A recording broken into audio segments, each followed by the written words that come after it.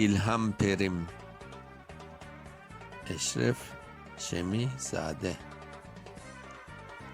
Kel sen muzam, ilham perim, körünmaga bir daha.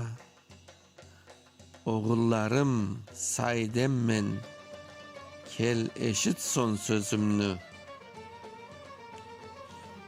Son nefeste soğuk ecel teri tökeyatganda,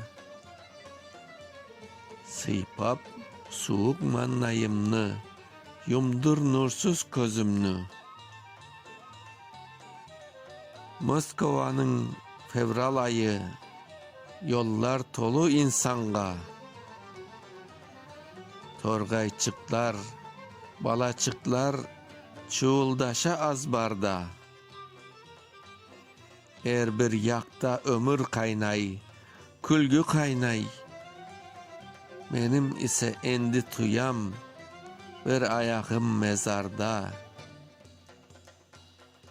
Tüşümde mi, esimde mi, yakşı fark etamayım. Bedenimni sarıp algan avurlardan eskeri. Kulağımni yırta, maga son mekan kazayatkan, mezarcın kolundaki kazma kürek sesleri. Moskova 1978 25 Fevral. Okuyan Mustafa Şansal. İlham Perim.